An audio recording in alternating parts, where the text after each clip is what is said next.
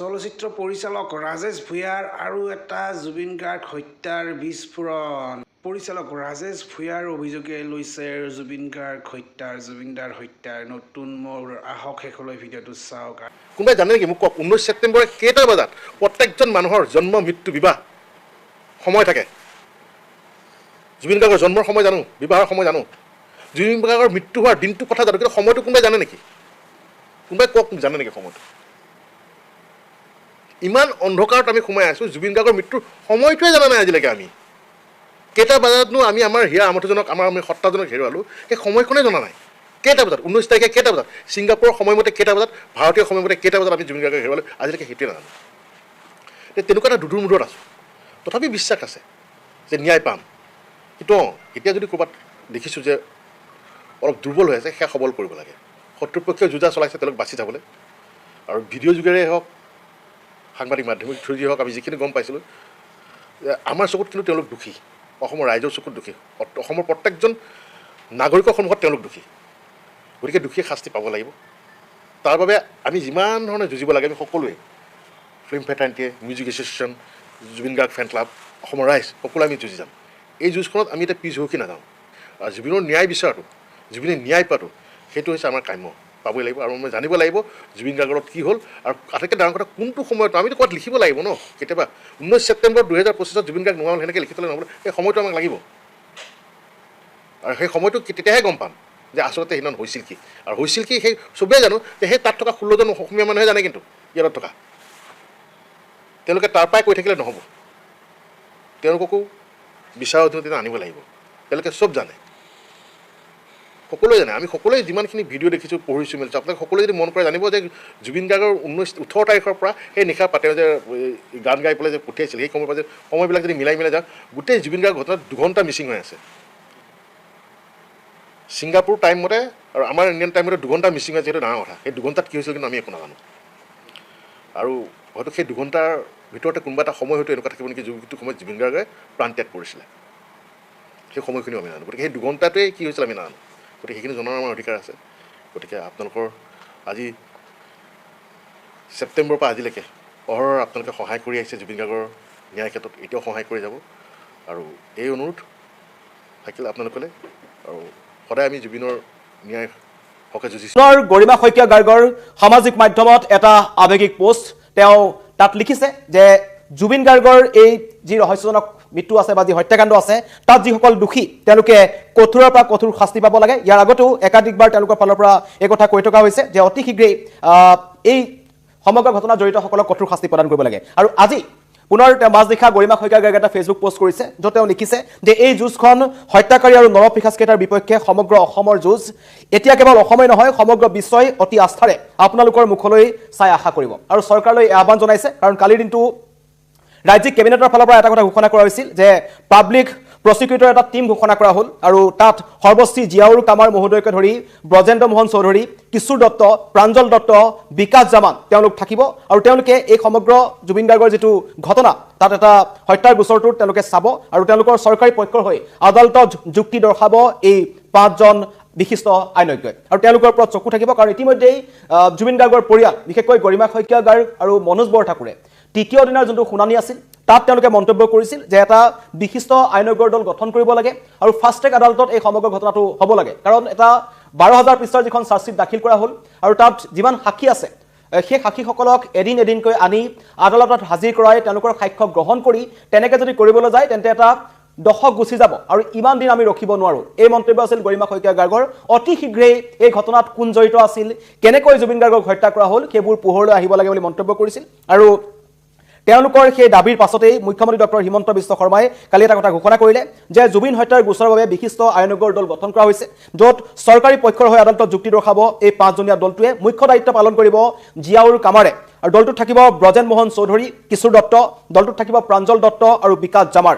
ৰাজ্যিক কেবিনেটত এই গুৰুত্বপূৰ্ণ সিদ্ধান্ত গ্ৰহণ কৰা হৈছে। আৰু লগতে জুবিন গাৰ্গ ন্যাস যিটো গঠন কৰা হ'ল, জুবিন গাৰ্গৰ যি সাংস্কৃতিক জগতখনত কাম কৰাৰ যি তেওঁৰ সপোন আছিল, যিবোৰ আধৰুৱা সপোন, যিবোৰ তেওঁ পৰিয়ালৰ লোকৰ আগত কৈ গৈছিল, তেওঁৰ কাষৰ লোকসকলক কৈ গৈছিল যে তেওঁৰ যিবোৰ সপোন আছিল, সেই সপোনবোৰ সাৰ্থক ৰূপ দিবলৈ এই জুবিন ন্যাস গঠন কৰা হৈছে। পৰৱৰ্তী সময়ত তেওঁৰ মনৰ কামবোৰ কৰি যাব। সেই জুবিন গাৰ্গ ন্যাসলৈ 5 কোটি টকাৰ সাহায্য চৰকাৰে আগবঢ়াইছে আৰু প্ৰয়োজনত ভৱিষ্যতেও ৰাজ্য চৰকাৰে এই জুবিন ন্যাসক সহায় কৰিব বুলি কৈছে আৰু জুবিন গাৰ্গ ন্যাস গঠনৰ সিদ্ধান্তক আদৰণি জনাইছে ৰাজ্যিক কেবিনেটে। কিন্তু এই কেবিনেটৰ সিদ্ধান্তৰ পাছতেই গৰিমা শইকীয়া গাৰ্গে এটা দীঘলীয়া পোষ্ট লিখিছে, য'ত তেওঁ এই পাব্লিক প্ৰচিকিউটৰ টিমটো যি ঘোষণা কৰা হ'ল তাৰ কাৰণে তেওঁ ধন্যবাদ জ্ঞাপন কৰিছে, কৃতজ্ঞতা জ্ঞাপন কৰিছে আৰু তেওঁ কৈছে যে আইনৰ পৃথিৱীখনত আপোনালোকৰ প্ৰজ্ঞা, বহু বছৰ জোৰা সাধনাৰ অভিজ্ঞতা আমাৰ বাবে সাহস আৰু শক্তি। পুনৰবাৰ ন্যায়ালয়ৰ ওপৰত তেওঁ আস্থা ৰাখিছে, চৰকাৰৰ ওপৰত আস্থা ৰাখিছে আৰু তেওঁ লিখিছে যে জুবিন কেৱল আমাৰ পৰিয়ালৰ নাছিল, জুবিন সমগ্ৰ অসমবাসীৰ প্ৰত্যেকটো অসমৰ পৰিয়ালৰ এজন সদস্য আছিল। প্ৰত্যেকটো পৰিয়ালে এতিয়ালৈকে কান্দি আছে 19 ছেপ্টেম্বৰৰ পাছত আৰু সমগ্ৰ বিশ্ব এতিয়া আপোনালোকৰ মুখলৈ চাই আছে আৰু আশা কৰিব যে ন্যায়িক যুঁজখন সবল, সাহসী আৰু মহাপৰাক্ৰমী এখন যুঁজ হ'ব। কাৰণ ইতিমধ্যেই যেতিয়া দেখা পোৱা গৈছিল যে জুবিন গাৰ্গৰ হত্যাৰ গোচৰত যিকেইজন অভিযুক্ত আছে, 7জন অভিযুক্ত, প্ৰথমতে এনেকুৱা এটা পৰিৱেশ আছিল য'ত তেওঁলোকৰ হৈ অসমৰ কোনো অধিবক্তাই ওকালতি নকৰোঁ বুলি সিদ্ধান্ত গ্ৰহণ কৰিছিল, উকিল সন্থাৰ ফালৰ পৰা সিদ্ধান্ত গ্ৰহণ কৰা হৈছিল। কিন্তু লাহে লাহে সময় বাগৰাৰ লগে লগে যেতিয়া এই 3 মাহ পাৰ হ'ল, অমিপ্ৰভা মহন্তৰ হৈ প্ৰথমতে ওকালতি কৰিবলৈ আহিল যিজন তাৰ পাছত দেখিলোঁ যে শ্যামকানু মহন্ত, সিদ্ধাৰ্থ শৰ্মাৰ কাৰণে সুদূৰ কলিকতাৰ পৰা একাংশ বঙালী অধিবক্তা আহি এই ন্যায়িক যুঁজখন চলাই নিব বুলি তেওঁলোকে মন্তব্য কৰিলে। আৰু এতিয়া তাৰ পাছতে জুবিন গাৰ্গৰ যিসকল অনুৰাগী আছে, লগতে তেওঁৰ কাষত থকা বা পৰিয়ালৰ যিসকল লোক আছে তেওঁলোকে কিন্তু মন্তব্য কৰিছিল। লগতে জুবিন গাৰ্গৰ ভগ্নী পামী বৰঠাকুৰে মন্তব্য কৰিছিল যে এই যিখন যুঁজ হৈছে সেইটো আমাৰ যিটো পক্ষ আছে, জুবিন গাৰ্গৰ যিটো পক্ষ আছে, সেই পক্ষটো লাহে লাহে দুৰ্বল হৈ আহিছে, কাৰণ এতিয়া সময় সুবিধা বুজি সকলোৱে ওকালতি কৰিবলৈ ওলাই আহিছে, এনেকুৱা ধৰণৰ মন্তব্য কৰিছিল।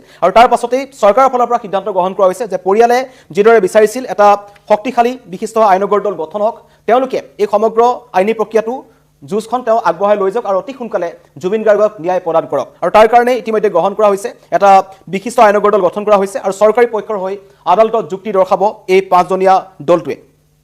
আৰু তাৰ পাছতেই এই দিহামৰ্খা যি ন্যায় ব্যৱস্থাক কেনেকৈ সহায় কৰে, সম্পূৰ্ণ সহযোগিতা কেনেকৈ আগবঢ়াব, সঠিক আৰু শুদ্ধ দিহা পৰামৰ্শ কেনেকৈ আগবঢ়াব, তাৰ ওপৰতো সকলোৰে চকু থাকিব। কিন্তু সকলোৰে মনত এটাই প্ৰশ্ন যে জুবিন গাৰ্গে ন্যায় কেতিয়া পাব, কাৰণ এই যুঁজখন দীঘলীয়া হৈ গৈ আছে, এটাৰ পাছত আন এটা শুনানি আহিছে।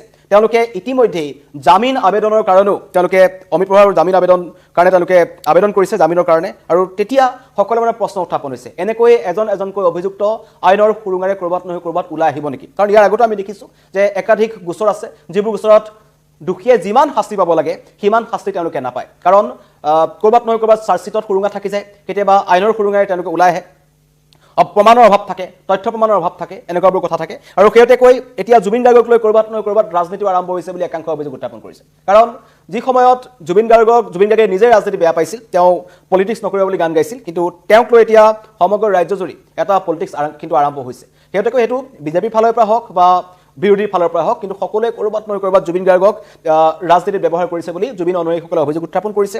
অসমবাসী ৰাইজে এটা অভিযোগ উত্থাপন কৰিছে যে জুবিন গাৰ্গক লৈ ৰাজনীতি আৰম্ভ হৈছে। শেহতীয়াকৈ ৰাইজৰ দলৰ ফালৰ পৰা এটা মন্তব্য আহিছে, যিটো মন্তব্য কৰিছে অখিল গগৈয়ে। তেওঁ কৈছে যে ৰাইজৰ দলৰ চৰকাৰ গঠন হ'লে ন্যায় দিব জুবিন গাৰ্গক। আৰু ইতিমধ্যে অখিল গগৈ আগৰ পৰাই কৈ আহিছে যে এইখন বিজেপি চৰকাৰে জুবিন গাৰ্গক ন্যায় দিব নোৱাৰে, তেওঁলোকৰ ন্যায় দিয়াৰ কোনো সিদ্ধান্ত নাই, ন্যায় দিব তেওঁলোকে বিচৰাই নাই। আৰু যদি আমি চৰকাৰ গঠন কৰোঁ তেন্তে আমেৰিকা লণ্ডনৰ পৰা উকিল আনিম, কিন্তু জুবিন গাৰ্গক ন্যায় দিম, এই মন্তব্য অখিল গগৈ। এই মন্তব্যটোৰ পিছত কিন্তু এতিয়া ৰাজ্যজুৰি প্ৰতিক্ৰিয়া হৈছে। সকলোৱে কৈছে যে নিৰ্বাচনী যুঁজত কি কাৰণত জুবিন গাৰ্গৰ ন্যায় প্ৰসংগটো আনিব লাগে, এনেকুৱা ধৰণৰ মন্তব্য কৰিছে যে জুবিনক আগন্তুক নিৰ্বাচনৰ কাৰণে যাতে ব্যৱহাৰ কৰা নহয় সেই কথা কোৱা হৈছে। মুখ্যমন্ত্ৰীয়ে কথাটো কৈছিল যে জুবিন গাৰ্গক এই ৰাজনৈতিক কথাবোৰৰ পৰা আঁতৰাই ৰাখিব লাগে, কিন্তু তাৰ পিছতো দেখা পোৱা গৈছে যে একাংশ ৰাজনৈতিক নেতা আছে বা দল আছে যিসকলে কিন্তু জুবিন গাৰ্গক বাৰম্বাৰ ব্যৱহাৰ কৰি আছে। উচ্ছেদৰ সময়তো আমি দেখিছিলোঁ উচ্ছেদথলীত একাংশই যিসকল সন্দেহজনক নাগৰিক আছে তেওঁলোকেও জয় জুবিন দা ধ্বনি দিয়া দেখা পোৱা গৈছিল, যাতে জুবিন দাৰ নাম শুনিলে যাতে ক'ৰবাত নহয় ক'ৰবাত উচ্ছেদটো ৰখি যাব নেকি, তেনেকুৱা ধৰণে ব্যৱহাৰ কৰিবলৈ চেষ্টা কৰিছিল। কিন্তু শেহতীয়াকৈ অখিল গগৈ ডাঙৰীয়া, যিটো ৰাইজৰ দলৰ তেওঁ বিধায়ক, তেওঁ কালি এটা মন্তব্য কৰিলে। তেওঁ কৈছে যে আমাৰ যদি চৰকাৰ গঠন হয়, শেহতীয়াকৈ তেওঁলোকৰ যিখন এখন অধিৱেশন তেওঁলোকৰ এখন মিটিং তেওঁলোকৰ অনুষ্ঠিত হৈছিল যিখন 2026 নিৰ্বাচনক লৈ, আৰু সেই মিটিংখন সোণাপুৰ এখন ৰিজৰ্টত হৈছিল। সেই মিটিংখনৰ আগতেও কিন্তু তেওঁলোকে জুবিন ক্ষেত্ৰত উপস্থিত হৈ এই ধৰণৰ দাবীয়ে কৰিছিল যে আমি জুবিন গাৰ্গক ন্যায় প্ৰদান কৰিম। সেইটো ৰাইজৰ দলৰ এটা তেওঁলোকৰ অসমৰ ৰাইজক তেওঁলোকে এটা প্ৰতিশ্ৰুতি দিছে যে জুবিন গাৰ্গক এখন চৰকাৰে ন্যায় প্ৰদান কৰিব নোৱাৰে, কিন্তু তেওঁলোকে প্ৰদান কৰিব। অখিল গগৈৰ মন্তব্য আহিছে, মই শুনাই ল'ব বিচাৰিছোঁ। জুবিন গাৰ্গৰ ন্যায় বিজেপিয়ে নিদিয়ে, সেইকাৰণে আমি ৰাইজৰ দলে কালি সিদ্ধান্ত লৈছোঁ যে নতুনকৈ এইবাৰ যদি আমি চৰকাৰ কৰোঁ জুবিন গাৰ্গক আমি ন্যায় দিম। সেইকাৰণে বিজেপি চৰকাৰে যিখন চাৰ্জশ্বিট দিছে সেইখনক আমি মানি নলওঁ, আৰু ইয়াৰ পাছত আমি 2খন নতুন চাৰ্জশ্বিট দি জুবিন গাৰ্গৰ হত্যাকাৰীসকলক ধৰিবৰ কাৰণে ব্যৱস্থা গ্ৰহণ কৰে। সেইকাৰণে মই অতি স্পষ্টকৈ কৈছোঁ যে আমাৰ গেৰাণ্টি যে জুবিন গাৰ্গক ন্যায় প্ৰদান কৰা হ'ব আৰু বিজেপিয়ে ন্যায় নিদিয়ে গেৰাণ্টি সেইটো এটা। আৰু জুবিন গাৰ্গক ন্যায় দিবৰ কাৰণে আমি নতুনকৈ চাৰ্জশ্বিট প্ৰকাশ কৰি নতুনকৈ উকিল ধৰি দিল্লীৰ পৰা দৰকাৰ হ'লে উকিল আনিম, দৰকাৰ হ'লে আমেৰিকা বা লণ্ডনৰ পৰা উকিল আনিম, কিন্তু জুবিন গাৰ্গৰ হত্যাকাৰী কেতিয়াও বাচি যাবলৈ নিদিওঁ। জুবিন গাৰ্গৰ ন্যায় বিজেপিয়ে নিদিয়ে। সেইকাৰণে আমি ৰাইজৰ দলে কালি সিদ্ধান্ত লৈছোঁ যে নতুনকৈ এইবাৰ যদি আমি চৰকাৰ কৰোঁ জুবিন গাৰ্গক আমি ন্যায় দিম। সেইকাৰণে বিজেপি চৰকাৰে যিখন চাৰ্জশ্বিট দিছে সেইখনক আমি মানি নলওঁ আৰু ইয়াৰ পাছত আমি দুখন নতুন চাৰ্জশ্বিট দি জুবিন গাৰ্গৰ হত্যাকাৰীসকলক ধৰিবৰ কাৰণে ব্যৱস্থা গ্ৰহণ কৰিম। সেইকাৰণে মই অতি স্পষ্টকৈ কৈছোঁ যে আমাৰ গেৰাণ্টি যে জুবিন গাৰ্গক ন্যায় প্ৰদান কৰা হ'ব আৰু বিজেপিয়ে ন্যায় নিদিয়ে গেৰাণ্টি সেইটো এটা। আৰু জুবিন গাৰ্গক ন্যায় দিবৰ কাৰণে আমি নতুনকৈ চাৰ্জশ্বিট প্ৰকাশ কৰি নতুনকৈ উকিল ধৰি দিল্লীৰ পৰা দৰকাৰ হ'লে উকিল আনিম, দৰকাৰ হ'লে আমেৰিকা বা লণ্ডনৰ পৰা উকিল আনিম, কিন্তু জুবিন গাৰ্গৰ হত্যাকাৰী কেতিয়াও বাচি যাবলৈ নিদিওঁ। জুবিন গাৰ্গৰ ন্যায় বিজেপি অখিল গগৈৰ মন্তব্য শুনিলে তেওঁ কৈছে যে জুবিন গাৰ্গক তেওঁলোকে ন্যায় দিব। এতিয়া জুবিন গাৰ্গক লৈ টনা আজোৰা ৰাজনৈতিক দলসমূহৰ মাজত, কিন্তু তাৰ মাজতেই জুবিন গাৰ্গৰ পৰিয়ালটো আৰু 3,50,00,000 অসমীয়া ৰখি আছে। সকলোকে জুবিন গাৰ্গৰ ন্যায় লাগে। জুবিন গাৰ্গৰ লগত প্ৰকৃততে ছিংগাপুৰত কি হৈছিল, জুবিন গাৰ্গক যদি হত্যা কৰা হ'ল সঁচাকৈ কিয় হত্যা কৰা হ'ল, কেনেকৈ হত্যা কৰা হ'ল আৰু কি পৰিস্থিতিত ছিংগাপুৰত জুবিন গাৰ্গৰ মৃত্যু হ'ল, তেনেকুৱা হাজাৰ হাজাৰ প্ৰশ্ন অসমবাসী ৰাইজৰ মনত আছে। কিন্তু এই ন্যায় প্ৰক্ৰিয়াটো দীঘলীয়া হৈ গৈছে। SITয়ে চাৰ্জশ্বিট দাখিল কৰিলে। চাৰ্জশ্বিট দাখিল কৰাৰ পাছত এতিয়া সমগ্ৰ চাৰ্জশ্বিট দাখিলৰ পিছত প্ৰক্ৰিয়াটো ন্যায়ালয়লৈ গৈছে, আদালতলৈ গৈছে। আদালতত দীঘলীয়া হৈ গৈ আছে। চতুৰ্থটো শুনানি দিন ঘোষণা কৰা হৈছে। এনেকৈ কিমান শুনানি শুনাই থাকিব আৰু কেনেকৈ এই দীঘলীয়া প্ৰক্ৰিয়াটো হ'ব তাক লৈ কিন্তু পৰিয়ালটোৰ মাজত এটা তেওঁলোকে প্ৰতিক্ৰিয়া প্ৰকাশ কৰিছিল যে সোনকালে হ'ব লাগে, যিহেতু 3 মাহ হৈ গ'ল আৰু 4 মাহ হ'বলৈ গৈ আছে। আৰু এইখিনি সময়ছোৱাত শীঘ্ৰেই চৰকাৰে এটা ব্যৱস্থা গ্ৰহণ কৰক, এটা পাব্লিক প্ৰচিকিউটৰ টীম ঘোষণা কৰিব লাগে বুলি কৈছিল আৰু ঘোষণা কৰিছে। আৰু তেওঁলোকে এতিয়া চৰকাৰী যি পক্ষৰ হৈ আদালতত যুক্তি দৰ্শাব। সকলোৰে আশা আছে এই 5জনৰ ওপৰত। নাম হৈছে মুখ্য দায়িত্বত থাকিব জিয়াউল কামাৰ, দলটোত থাকিব ব্ৰজেন মোহন চৌধুৰী, কিশোৰ দত্ত, প্ৰাঞ্জল দত্ত আৰু বিকাশ জামাৰ। আৰু তেওঁলোকৰ ওপৰত সম্পূৰ্ণ আস্থা ৰাখিছে গৰিমা শইকীয়া গাৰ্গে। তেওঁলোকক কৈছে যে আপোনালোক আমাৰ বাবে সাহস, আপোনালোকে আমাৰ বাবে শক্তি। ধন্যবাদ। জুবিন গাৰ্গৰ হত্যাৰ ন্যায়িক প্ৰক্ৰিয়াত চৰকাৰৰ পক্ষ যুক্তি সহকাৰে আদালতৰ সন্মুখত ৰাখিবলৈ আমি এটা বিশিষ্ট আইনজ্ঞসকলৰে সৈতে লৈ এটা স্পেচিয়েল পাব্লিক প্ৰচিকিউটৰৰ টীম এটা গঠন কৰোঁ। জিয়াউল কামাৰ গুৱাহাটী উচ্চ ন্যায়ালয়ৰ জ্যেষ্ঠ অধিবক্তা, তেখেত এই গোটেই গোচৰটোত স্পেচিয়েল পাব্লিক প্ৰচিকিউটৰ হিচাপে দায়িত্ব পালন কৰিব। ব্ৰজেন্দ্ৰ মোহন চৌধুৰী তেখেতে এডিশ্যনেল স্পেচিয়েল পাব্লিক প্ৰচিকিউটৰ হিচাপে কাম কৰিব। অধিবক্তা কিশোৰ দত্ত তেখেতে এছিষ্টেণ্ট স্পেচিয়েল পাব্লিক প্ৰচিকিউটৰ হিচাপে কাম কৰিব। অধিবক্তা প্ৰাঞ্জল দত্ত তেওঁ এছিষ্টেণ্ট স্পেচিয়েল পাব্লিক প্ৰচিকিউটৰ হিচাপে কাম কৰিব। অধিবক্তা বিকাশ জামাৰ তেখেত এছিষ্টেণ্ট স্পেচিয়েল পাব্লিক প্ৰচিকিউটৰ হিচাপে কাম কৰিব। এই 5জন অধিবক্তাৰে গঠিত ন্যায়িক টীমটোৱে এই গোটেই যি আমি চাৰ্জশ্বিট দাখিল কৰিছোঁ, অভিযোগনামা দাখিল কৰিছোঁ, এই গোটেই ন্যায়িক প্ৰক্ৰিয়াটো আগুৱাই লৈ যোৱাত সহায় কৰিব। আদালতক তেওঁলোকে সহায় কৰিব।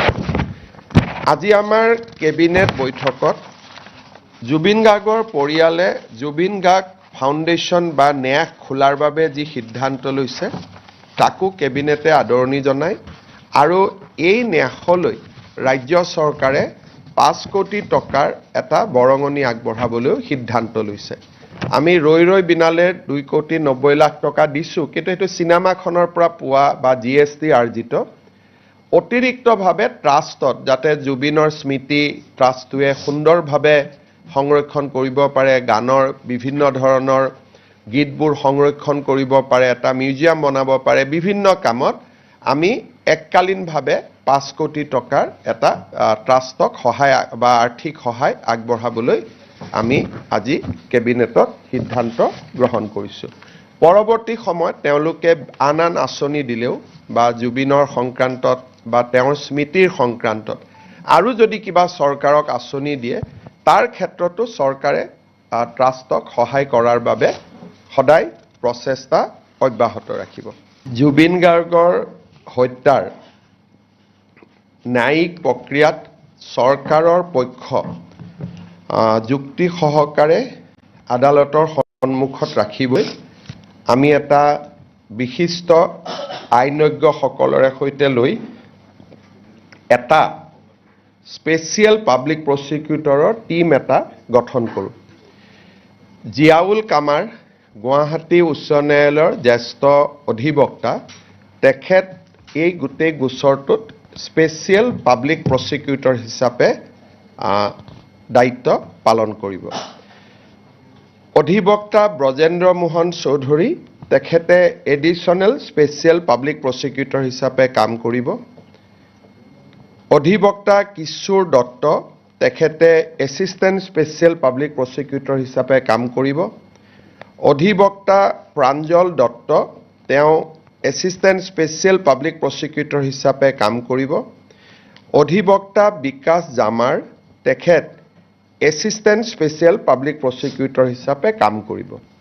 এই 5জন অধিবক্তাৰে গঠিত ন্যায়িক টীমটোৱে এই গোটেই যি আমি চাৰ্জশ্বীট দাখিল কৰিছোঁ, অভিযোগনামা দাখিল কৰিছোঁ, এই গোটেই ন্যায়িক প্ৰক্ৰিয়াটো আগুৱাই লৈ যোৱাত সহায়